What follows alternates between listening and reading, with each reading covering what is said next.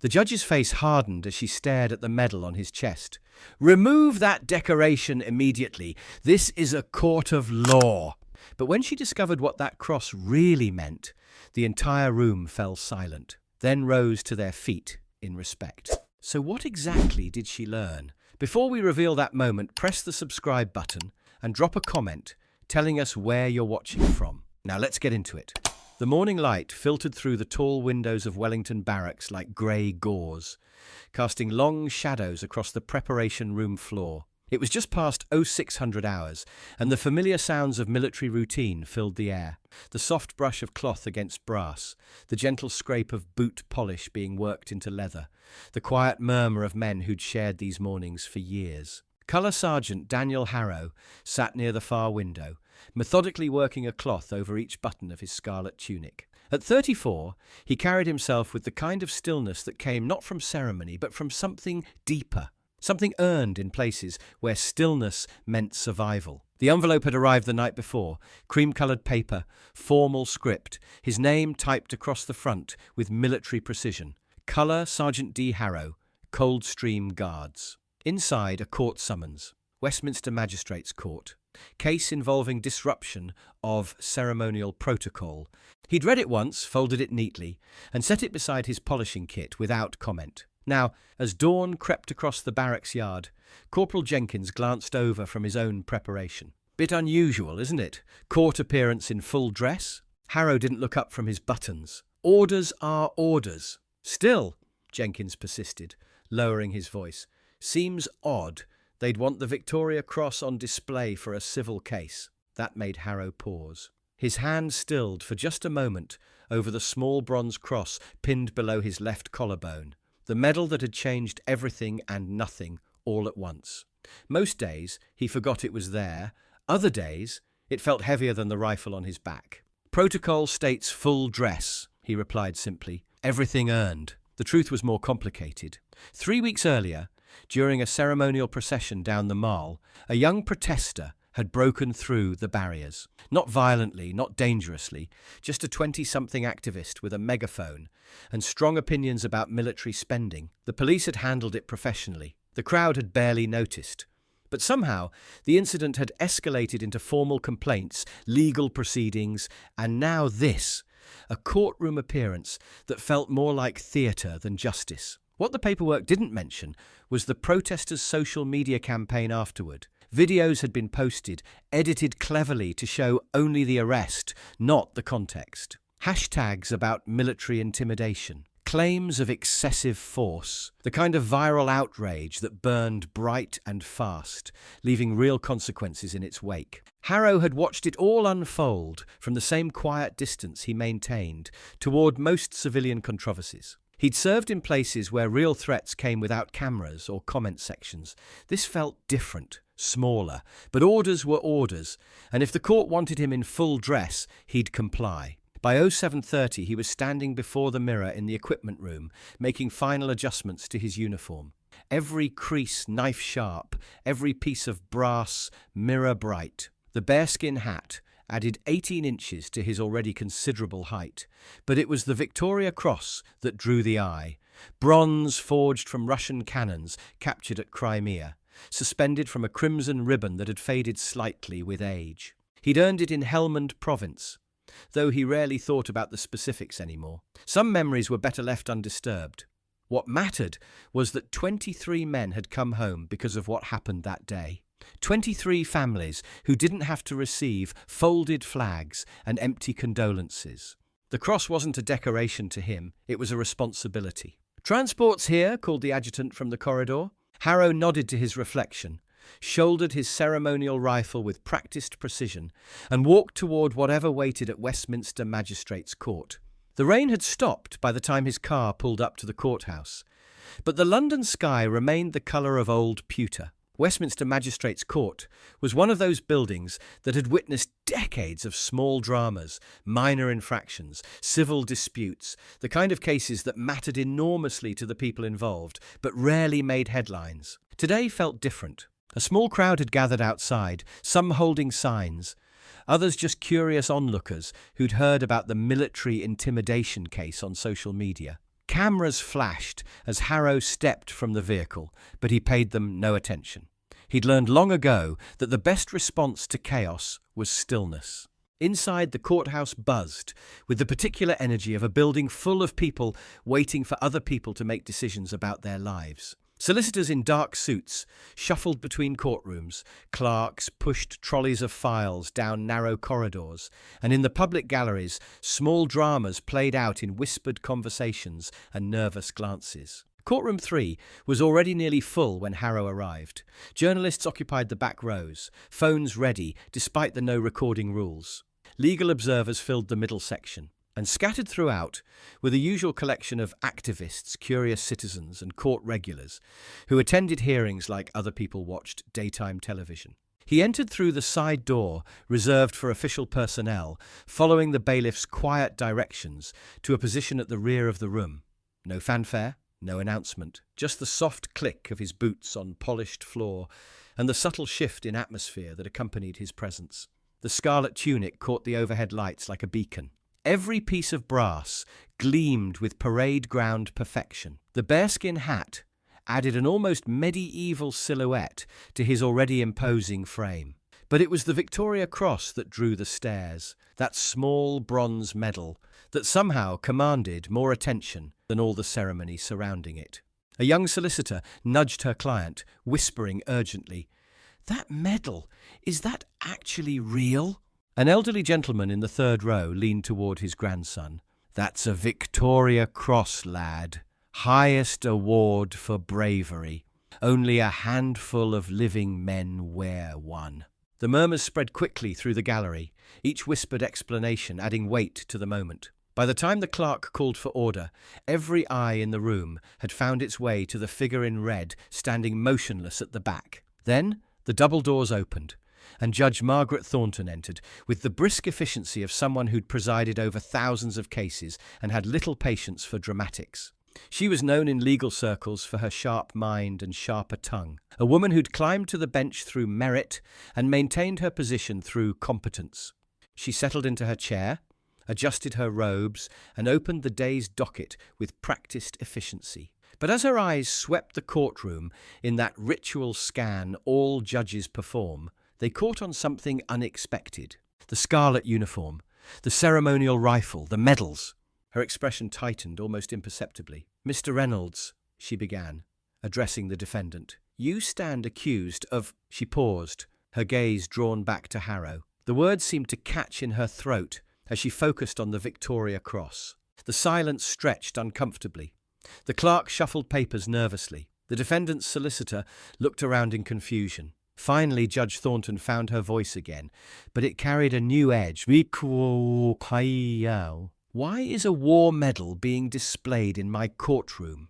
The question hung in the air like incense, heavy and unavoidable. Harrow didn't respond immediately. He wasn't required to, but the judge's tone made it clear she expected an answer. The clerk leaned forward, consulting his notes with obvious discomfort. "Your Honour, Colour Sergeant Harrow was detailed to attend in ceremonial capacity.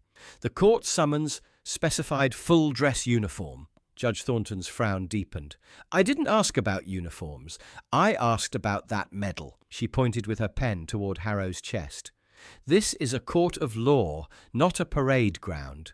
Remove the decoration." The words fell into absolute stillness. Not silence, stillness. The kind that comes when something fundamental shifts in a room's understanding of itself. Harrow didn't move, didn't speak, just maintained that perfect military bearing that had been drilled into him through years of service and refined by moments when movement meant death. Judge Thornton's voice rose slightly, carrying the authority of bench and robe. "Sergeant, I will not have my courtroom turned into theatre. Remove that medal immediately." From the corner of the room, a figure stood, an older man in Royal Army uniform, liaison ribbons marking him as someone accustomed to navigating between military and civilian authority. "Ma'am," Major Richardson said respectfully, "that is a Victoria Cross. Protocol dictates it remains with the wearer in any official capacity." The judge didn't look at him. Her eyes remained fixed on Harrow. "I don't care if it's the crown jewels. This is my courtroom, and I decide what's appropriate here." An elderly man in the gallery whispered to his companion, "That's the highest decoration for valor, only handed out for actions in the face of the enemy." The whisper carried farther than intended, rippling through the seats like water finding its level. Judge Thornton's patience, never abundant, began to fray visibly. "I'll have no psychological displays in here, no symbols meant to intimidate or influence. That medal creates an atmosphere inconsistent with impartial justice." She leaned forward, voice carrying steel. "Either it goes, or you do." The moment stretched taut as a bowstring. Every person in the courtroom understood they were witnessing something rare, the collision of two systems of honor, each absolute in its own sphere. Then Harrow spoke, not loudly, not defensively, but with the calm precision of a man who'd chosen his words carefully. "Permission to remain as instructed, Your Honor. Orders were to appear in full dress, medals included." It wasn't defiance. It wasn't challenge. It was the voice of duty meeting duty, military protocol encountering judicial authority with quiet respect but unwavering commitment. Judge Thornton studied him for a long moment. Something in his stillness, his refusal to be rattled or provoked, gave her pause. She'd dealt with grandstanding and showboating before, but this felt different, heavier. She glanced at the liaison officer, then at the clerk, then back to Harrow. "Very well," she said finally. "Let the record show the court's objection to the display. We'll proceed, but I will not have this room turned into spectacle." She tapped her gavel once, sharp, decisive. "Call the first witness." The case resumed, but the energy had shifted irrevocably. The defendant, a 22-year-old protester named Lyle Granger, sat at the defense table, stealing glances over his shoulder at the figure in scarlet. Every time his eyes found the Victoria Cross, his expression grew more subdued. Granger's defense counsel, Ms. Sarah Turner, stood to present her opening argument. She was experienced, articulate, and normally confident, the kind of lawyer who thrived on challenging authority. But today, something in the room's atmosphere seemed to mute her usual fire. "Your Honor," she began, "my client stands accused of disturbing the peace during a lawful protest, but I submit that the real disturbance comes from the unnecessary militarization of civic space." She gestured toward Harrow without quite looking at him. "The presence of an armed guard in full military regalia, including combat decorations, creates an atmosphere of intimidation that prejudices this court against any citizen expressing dissent."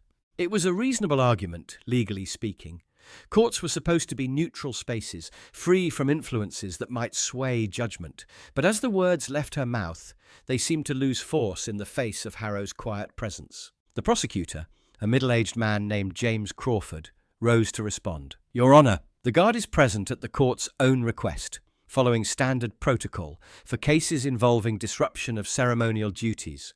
His decorations are part of his uniform, no different from the robes worn by counsel or the bench." Judge Thornton looked from one lawyer to the other, then back to Harrow. "Sergeant, step forward." For the first time since entering the courtroom, Harrow moved. 3 precise steps brought him to the space normally occupied by witnesses and barristers. His boots made no sound on the polished floor. "State your name and rank for the record." "Colour Sergeant Daniel Harrow, Coldstream Guards, British Army." "And you were ordered to appear here today?" "Yes, ma'am. Detailed by regimental command to witness proceedings involving disruption of ceremonial protocol." Judge Thornton leaned back slightly. "Were you present during the incident in question?" "Yes, ma'am. Part of the ceremonial escort detail." "And in your opinion, was the disruption significant enough to warrant legal action?" Harrow paused for just a moment, not from uncertainty, but from the careful consideration he gave to any question that might require him to judge civilian behavior. "The individual crossed security barriers and approached the procession without authorization," he said finally. "Police responded appropriately. No one was injured. It was a fair assessment, neither condemning nor excusing, the kind of measured response that came from someone who'd learned to see situations clearly, without the distortion of emotion or agenda." Ms. Turner saw an opening. "Sergeant, you carry that rifle and wear those medals as part of your ceremonial duties, correct?" "Yes, ma'am." "And would you agree that such displays might seem intimidating to civilian protesters?" The question hung in the air. It was carefully crafted, designed to make Harrow either admit his presence was meant to intimidate or deny the obvious impact of military bearing on civilian sensibilities. Harrow considered it, with the same quiet attention he'd given the judge's questions. "Ma'am," he said finally, "I wear what I earned. The uniform represents service. The medals represent sacrifice. If someone finds that intimidating, perhaps they should ask themselves why." The response wasn't confrontational, but it carried weight that seemed to settle over the courtroom like morning mist. Simple, direct, impossible to argue with. Judge Thornton frowned slightly. "Sergeant, that medal you wear, explain its significance."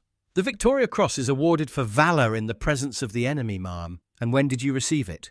2018, ma'am, for actions in Helmand Province." The room seemed to hold its breath. Afghanistan was still fresh in public memory, a conflict that had touched nearly every British family in some way, whether through service members or the constant stream of news about casualties and homecomings. Miss Turner, sensing the shift in atmosphere, pressed on. "And you believe wearing symbols of warfare in a civilian court serves justice?" Before Harrow could answer, a voice from the gallery interrupted. "If I may address the court." Everyone turned to see an older man rising from the third row. He was well dressed, precise in bearing, and carried himself with the unmistakable authority of someone accustomed to command. His voice, though quiet, carried clearly through the courtroom. Judge Thornton hesitated. Interruptions from the gallery were highly irregular, but something in the man's demeanour made her pause. "State your name and business," she said carefully. The man straightened to attention with military precision. "Colonel Rupert McAllister, retired. I commanded Sergeant Harrow in Afghanistan." A murmur ran through the courtroom like electricity through water. This wasn't just a random observer. This was someone who'd been there, who knew the story behind the medal everyone was debating. "Colonel," Judge Thornton said slowly, "this is highly irregular. You're not a scheduled witness." "No, ma'am," McAllister replied, "but you've been discussing the appropriateness of that medal in your courtroom. Perhaps it's time someone explained what it represents." The judge found herself in uncharted territory. Every instinct told her to maintain order, to stick to procedure. But the weight of the moment, the presence of both men, the medal, the questions being raised, seemed to demand something more than bureaucratic routine. She gave a slight nod. "You may speak, briefly." Colonel McAllister didn't move from his position in the gallery. He didn't need to. His voice carried the kind of authority that came not from rank alone, but from having led men through the worst imaginable circumstances. "It was July 15th, 2018, he began. Temperature was 48 degrees Celsius. Our convoy had been ambushed on the road between Lashkar Gah and Camp Bastion. The lead vehicle hit an IED. The rear was cut off by small arms fire, and we had wounded men pinned down in the killing ground between." The courtroom had gone completely silent. Even the journalists had stopped taking notes, caught up in the gravity of what they were hearing. "No one ordered Sergeant Harrow to act," McAllister continued. "He wasn't the senior man on the ground. He wasn't responsible for the tactical situation. But when he saw Corporal Baines and Lieutenant Shea bleeding out in that ditch, he didn't wait for orders." The colonel's voice remained steady, but those who listened closely could hear the emotion underneath, the weight of memory, of decisions made in moments when hesitation meant death. He ran across 40 meters of open ground under direct fire, once to provide covering smoke for the wounded, once to pull Corporal Baines to safety, and a third time to carry Lieutenant Shea, who outweighed him by 2 stone, to the casualty collection point. Someone in the gallery gasped softly. The sound seemed to echo in the stillness. "When the enemy advanced on our position," McAllister said, his voice growing quieter, but somehow more intense, "Sergeant Harrow took up a defensive position and held the line for 43 minutes, alone. We counted the brass afterward. 27 rounds fired, 27 hits.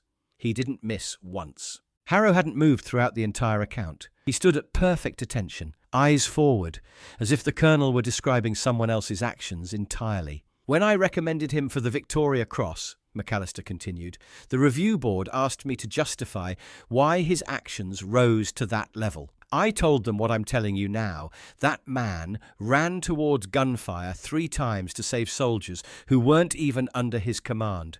And when the situation turned desperate, he stood his ground against overwhelming odds so that 23 other men could go home to their families." The colonel paused, his gaze moving from the judge to Harrow and back again.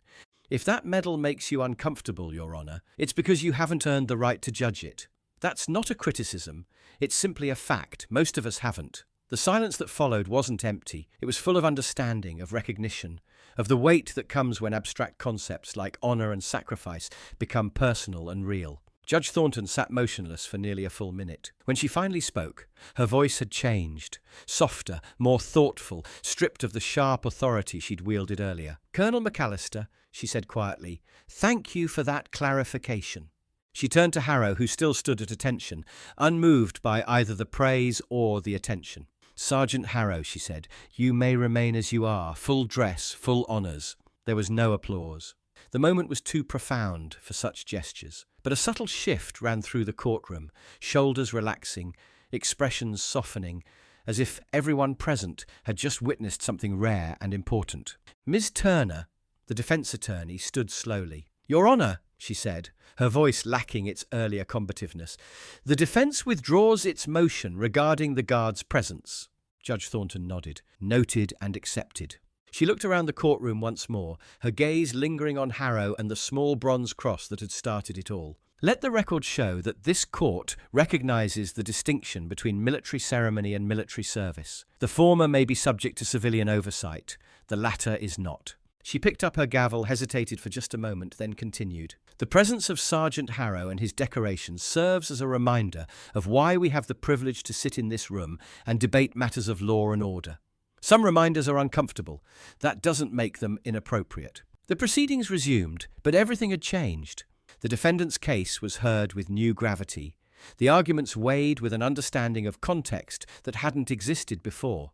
Lyle Granger, the young protester, pleaded guilty to a minor charge and received a conditional discharge, a fair outcome that satisfied both law and mercy. But the real verdict had already been delivered, not by judge or jury, but by the simple presence of a man who wore his medals not as decorations, but as responsibilities. As the court prepared to adjourn, something unprecedented happened. It started with Colonel McAllister, who rose slowly from his seat in the gallery. Then Major Richardson, the liaison officer, stood at attention. One by one, others joined them. Veterans, serving soldiers, even civilians who understood what they had witnessed. They didn't salute. They didn't cheer. They simply stood in quiet recognition of something larger than the legal proceedings they'd come to observe. Judge Thornton watched it all with an expression that mixed surprise with something deeper. Respect, perhaps, or understanding. When the last person had risen, she stood as well, adding her own acknowledgement to the moment. Harrow, still at his position near the witness stand, gave a single nod of appreciation. Then he turned with military precision and walked toward the exit, his bearing unchanged, his duty complete. As he reached the door, Judge Thornton's voice stopped him. "Sergeant Harrow." He turned back, meeting her eyes with quiet attention. "Thank you," she said simply, "for your service and for reminding this court what service actually means." He nodded once more, then stepped through the doorway and into the grey London morning. Outside, the rain had started again, a gentle mist that caught the light from the street lamps and turned the ordinary world soft around the edges. Harrow walked down the courthouse steps with the same measured pace he'd maintained inside, his uniform spotless despite the weather, his purpose clear despite the complexity of what had just occurred. A group of school children was passing by with their teacher, part of some educational outing to the courts. One of them, a boy of perhaps 10, tugged at his teacher's sleeve. "Miss, is that a real soldier?" The teacher looked up at Harrow, at the scarlet tunic, the bearskin hat, the rifle, and the small bronze cross that had commanded a courtroom's attention. "Yes," she said softly, "that's a real one." Harrow didn't acknowledge the comment. He didn't need to. He simply continued walking, carrying with him the quiet satisfaction of duty performed and honour maintained. Behind him, the courthouse resumed its normal rhythm. Cases were called, arguments heard, decisions rendered. But in Courtroom 3, something had changed permanently. The space had been touched by something authentic, something earned, something that reminded everyone present why certain traditions endure and certain medals are never removed. The Victoria Cross returned to its quiet rest against Harrow's chest, where it belonged. not as decoration or display, but as a permanent reminder of what service means when everything is on the line. And in the end, that reminder proved more powerful than any argument, more persuasive than any legal brief, and more lasting than any judgment that could be written into the record. Some truths, after all, are beyond the reach of rules and procedures. They exist in the space between what is required and what is right. And sometimes they wear bronze crosses forged from the cannons of old wars, carried by quiet men who understand that the heaviest burdens are often invisible to those who have never been asked to bear them. Have you ever seen someone wear something that commanded a room's respect without saying a word? Should medals earned in combat be subject to civilian oversight, or do some honours transcend institutional authority? And when tradition meets bureaucracy, which should yield? Let us know in the comments. We read every single one. If this story moved you, hit that like button and make sure you're subscribed. Don't forget the bell icon so you never miss our daily Royal Guard stories. And if you know someone who thinks military ceremony is just for show, share this with them. Let them see what those medals really represent. Our next story is already on your screen. Click it now, and we'll see you tomorrow, same time, with another powerful story of honour under pressure.